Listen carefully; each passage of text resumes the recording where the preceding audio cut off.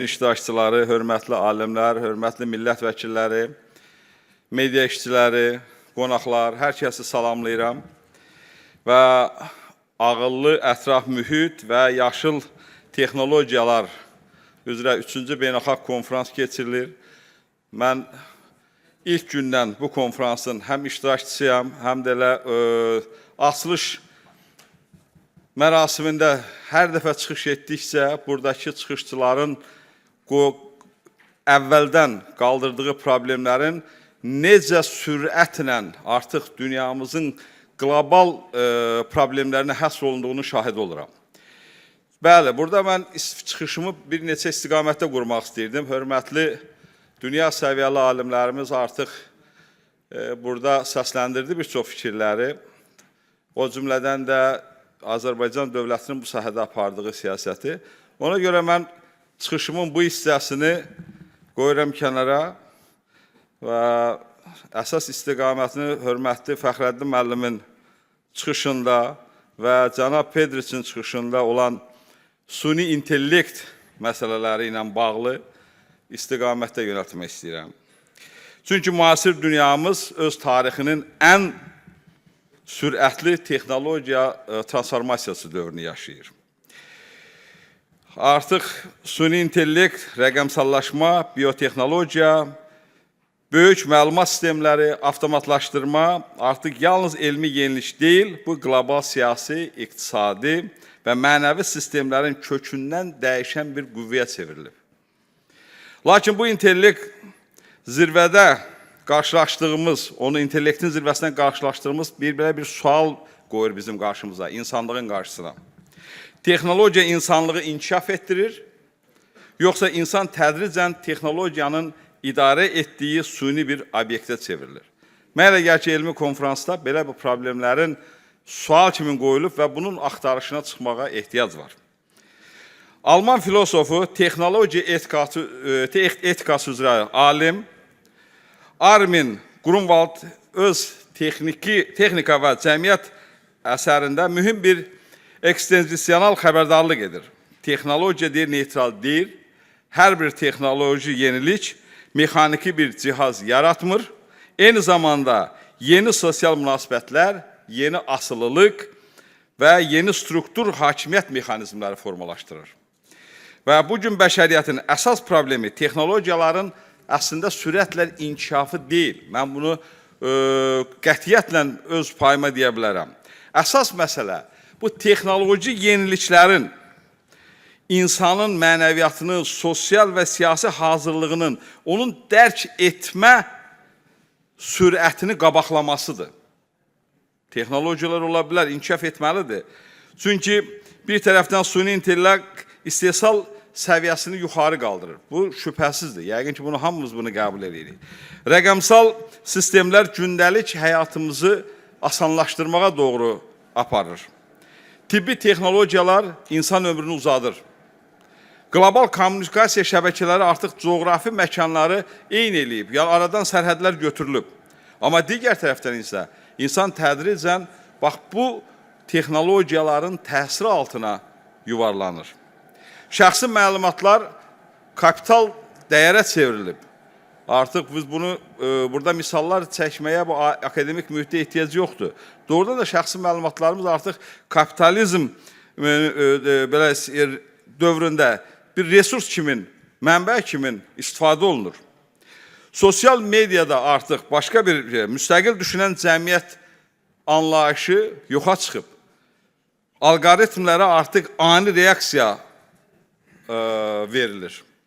İnformasiya bolluğu dərindən oxuma, təfəkkür dərinliyini zəiflədir.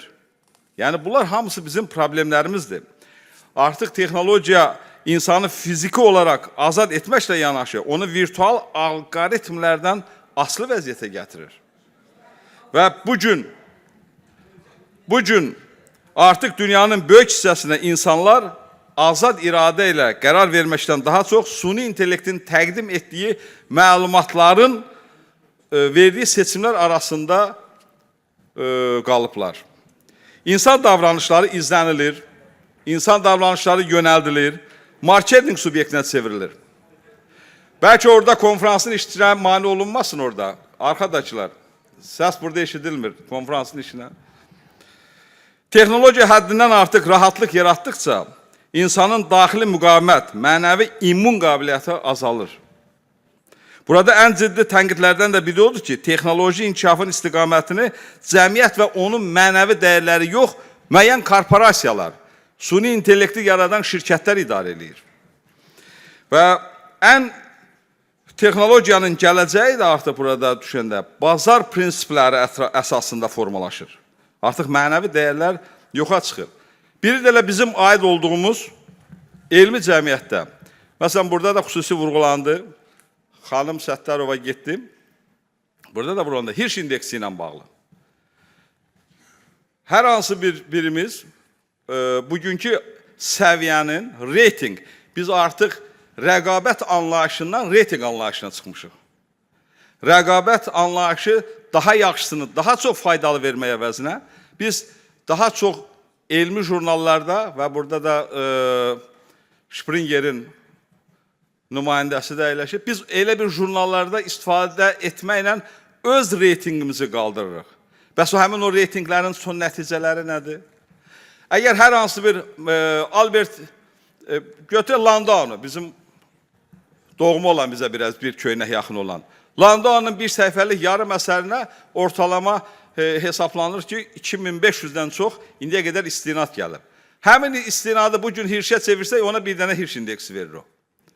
Amma hər hansı bir ortabab alimin bir 10 dənə məqaləsinə, 10 dənə hərəsinə 10 dənə bir müraciət olsa, bu eləyir hirş indeksi 10. O, onun səviyyəsini qaldırır. Bəs bunun 2000-dən artıq, yüzlərlə, minlərlə bir məqali olan müraciəti, bax bu hirş indeksi bir epidemiya, xəstəlik kimi bizim artıq alimlərimizin arasına yayılır. Gərək biz buna qarşı özümüzə bir mübarizə aparaq. İkinci, həmin bu sistemlərdə, jurnallarda məqalələrin nəticələri, son nəticələri haqqında bəlkə də jurnallar da özlərinə öhdəlik götürsün.